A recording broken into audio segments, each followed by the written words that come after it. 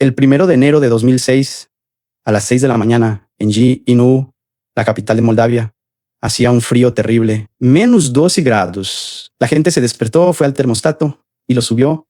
Esperaban calor, pero el calor no llegó. Esa mañana Rusia había cortado el gas, sin aviso, sin negociación, sin tiempo para prepararse. Hospitales, escuelas, casas enteras se quedaron heladas. El gobierno moldavo no tenía gas de reserva, no tenía otra fuente de energía, no tenía opciones, solo tenía que aceptar las condiciones de Rusia o seguir congelándose. Eso no fue un accidente, fue una advertencia y fue el inicio de una guerra que todavía no ha terminado, una guerra que no se pelea con soldados ni con bombas. Se pelea con gas, con vino, con facturas imposibles de pagar y con millones de personas que se ven obligadas a abandonar su propio país. Y lo más importante, esto no le pasó solo a Moldavia. Le puede pasar a cualquier país que dependa de un solo proveedor de energía. Le puede pasar a cualquier nación que no controle sus propios recursos básicos. Le puede pasar a cualquiera. Esta es la historia de Moldavia, uno de los países más pobres de Europa. Y la explicación de por qué llegó hasta aquí es mucho más interesante y mucho más injusta de lo que parece. Para entender qué le pasó a Moldavia, primero hay que entender de dónde viene.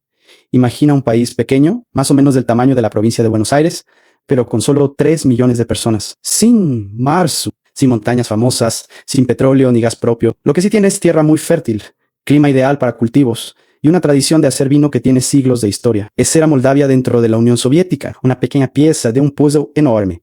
Producía uvas, frutas y vino. A cambio, la URSS le daba energía barata, mercados donde vender y trabajo para su gente. El sistema no era perfecto, era una dictadura, pero al menos funcionaba como un todo conectado. En 1991, ese paso explotó, la Unión Soviética dejó de existir y Moldavia de repente se encontró sola, sin mercados garantizados, sin energía barata, sin sistema, solo con su tierra fértil y muchas deudas que pagar. Eso fue un golpe enorme. Según el Banco Mundial, para el año 1999, la economía de Moldavia había perdido más del 60% de su valor comparado con 1990. Piénsalo así. Y en 1990, una familia ganaba 100 euros al mes. En 1999 ganaba menos de 40, no porque la gente dejara de trabajar, sino porque el mundo en el que vivían había cambiado completamente. Y todavía había algo peor esperando. En 1992, justo cuando Moldavia intentaba construirse como país independiente, estalló una guerra dentro de sus propias fronteras. Al este del río Dnistru, una región llamada Transnistria declaró que no quería ser parte de Moldavia. Quería seguir siendo parte de Rusia. Hubo combates, murieron personas y al final Rusia intervino para apoyar a Transnistria. Desde entonces, Transnistria existe como un territorio separado.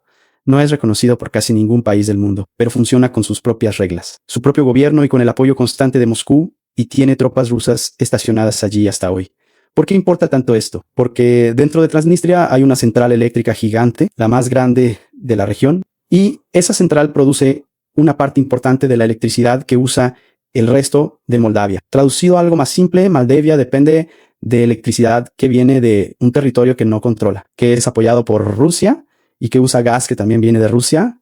Es como si tuvieras que pedirle permiso a tu vecino que no te cae bien y que sabe que lo necesitas para encender la luz en tu casa. Y ese vecino puede apagar el interruptor cuando quiera. Eso es exactamente la posición en la que quedó Moldavia. Y Rusia lo usó muchas veces. El corte de gas de enero de 2006 fue el más conocido, pero no fue el único momento en que Rusia usó la economía como arma. En ese mismo año, Rusia prohibió la importación de vino moldavo. Dijo que el vino tenía problemas de calidad, pero los productores moldavos y muchos expertos dijeron que eso no era verdad. Lo que sí había ocurrido era que Moldavia estaba comenzando a acercarse a la Unión Europea y Rusia no estaba contenta con eso. El vino era el producto más importante de exportación de Moldavia. Una gran parte de las ventas iba directamente a Rusia de un día para otro. Ese mercado desapareció. Para los pequeños productores de las zonas rurales fue devastador. Muchos de ellos no tenían deudas enormes, pero sí dependían completamente de esas ventas para pagar sus créditos bancarios y alimentar a sus familias. Sin ingresos, muchos perdieron sus tierras. Muchos vendieron lo poco que tenían y buscaron trabajo en otro país. Y aquí llegamos a uno de los grandes dramas de Moldavia, la emigración masiva.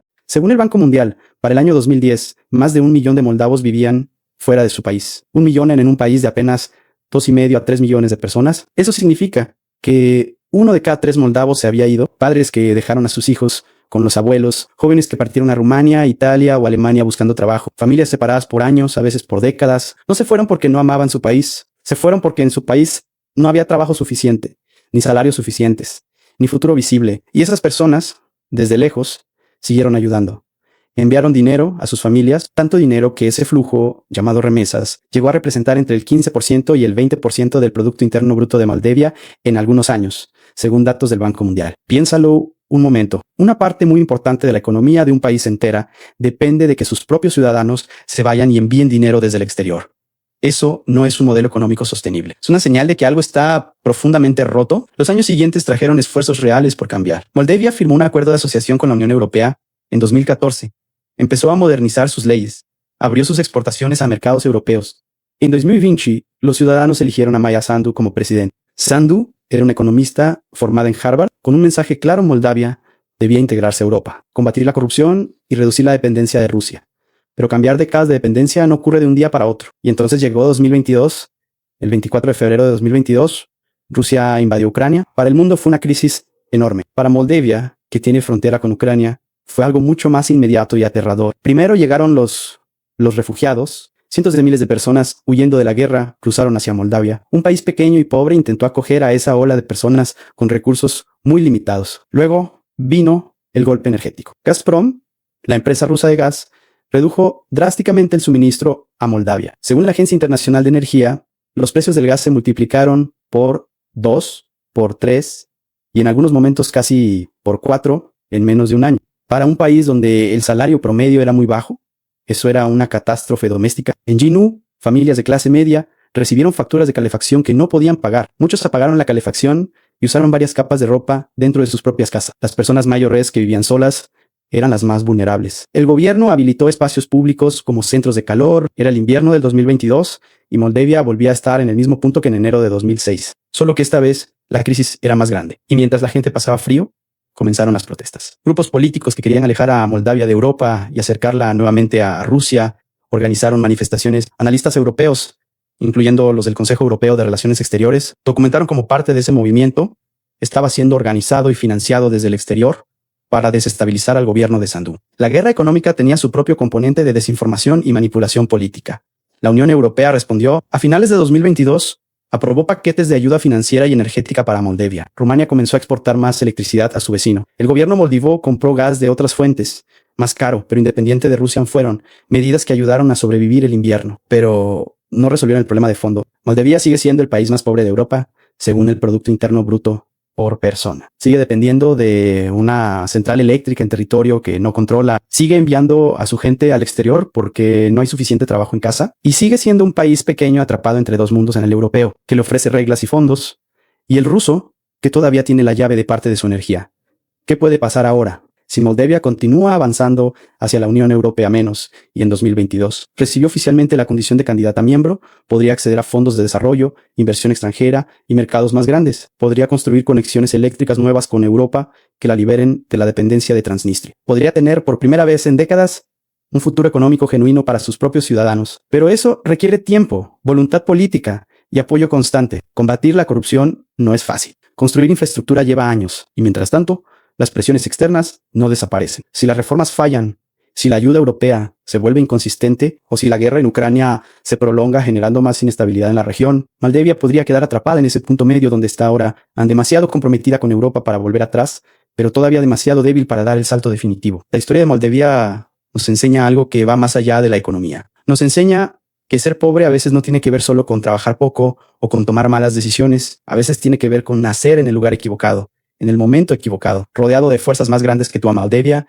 no eligió ser vecina de Rusia, no. Eligió que su única central eléctrica quedara en manos de un territorio separatista. No eligió que su vino dependiera de un mercado que podía cerrarse de un día para otro por razones políticas. Lo que sí hizo fue sobrevivir con millones de personas trabajando en el exterior y enviando dinero a casa, con un gobierno que apostó por Europa cuando era más fácil ceder, con ciudadanos que pasaron frío en invierno pero no abandonaron la dirección que habían elegido. La soberanía real de un país no solo se mide en mapas o en ejércitos, se mide en algo más simple y más profundo: la capacidad de encender la calefacción en enero sin pedirle permiso a nadie. Moldavia todavía está construyendo esa capacidad y su historia nos recuerda que esa construcción nunca es solo económica.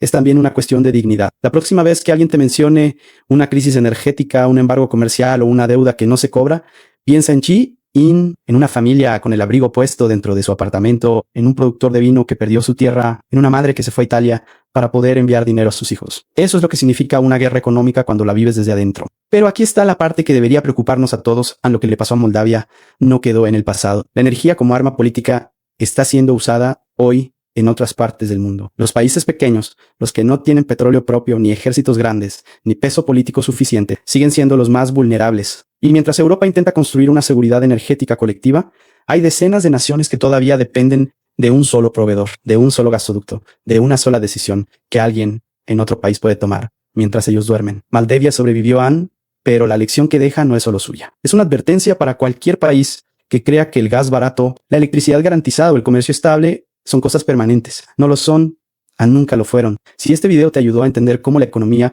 puede convertirse en una rema menos y por qué eso importa más allá de Moldavia, dale like para que más personas puedan verlo. Suscríbete si quieres seguir aprendiendo sobre los conflictos económicos que moldean el mundo real. Y cuéntame en los comentarios, ¿qué otro país crees que está viviendo una guerra económica silenciosa en este momento?